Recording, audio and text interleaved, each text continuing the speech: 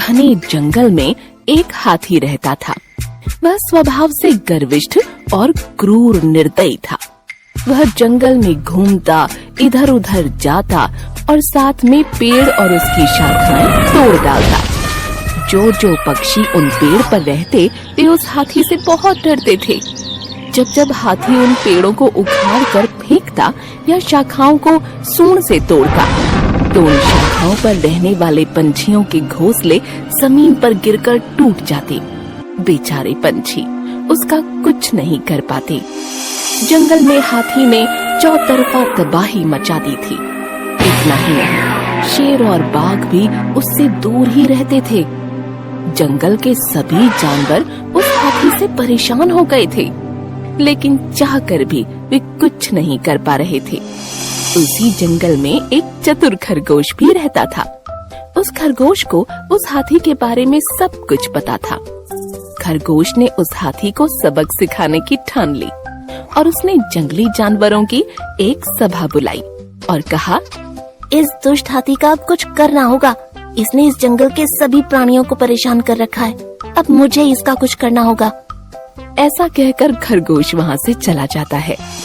एक दिन खरगोश उस हाथी के पास जाता है और उससे कहता है, महाराज, आपसे कुछ जरूरी वार्तालाप करना है, क्योंकि ये हमारे जीने और मरने का प्रश्न है। हाथी ये सुनकर गुस्से से बोला, तुम कौन हो और यहाँ क्यों आए हो? भाग जाओ यहाँ से, वरना जान से हाथ धो बैठोगे। महाराज, तनिक सुन तो लीजिए। मैं जंगल के सभी प्राणियों का प्रतिनिधि बनकर आपके पास आया हूँ। हम सभी जानवर चाहते हैं कि आप हमारे महाराज बन जाओ और इस जंगल पर राज करो। कृपया मेरा प्रस्ताव स्वीकार कर लो और हमें आपकी सेवा करने का मौका प्रदान कर दो। खरगोश ने बड़े मीठे बोलों में कहा। हाथी सुनकर बहुत खुश हो गया और बड़े गर्व से उसने अपनी सूंड को उठाकर खरगोश की तरफ देखा। खरगोश आगे बोला, मैं यहाँ आपको लेने के लिए आया हूँ। आप मेरे साथ चलिए। आपका राज्याभिषेक समारोह जंगल के बीचों बीच रखा है। वहाँ सभी जानवर आपका बेसब्री से इंतजार कर रहे हैं। अपने होने वाले नए महाराज का इंतजार कर रहे हैं। ये सुनकर हाथी बहुत खुश हो गया। उसका हमेशा से सपना था कि वो एक दिन इस जंगल का महाराज बने। उसने सोचा कि राज्याभिषेक समारोह उसके लिए गर्व की बात है, इसलिए वह उस खरगोश के साथ चलने के लिए तैयार हो गया। चलिए महाराज, आपका सभी प्राणी वहाँ इंतजार कर रहे हैं। मेरे पीछे पीछे आ जाइए। खरगोश बोला। वे दोनों जंगल के रास्ते चलने लगे। आगे आगे खरगोश और पीछे पीछे हाथी। चलते चलते वे दोनों जंगल के एक तालाब के पास आ गए। उस तालाब का परिसर पूरी तरह दलदल से भरा था। खरगोश का वजन कम था, इसलिए उसे उस दलदल से चलने में ज्यादा परेशानी नहीं हुई।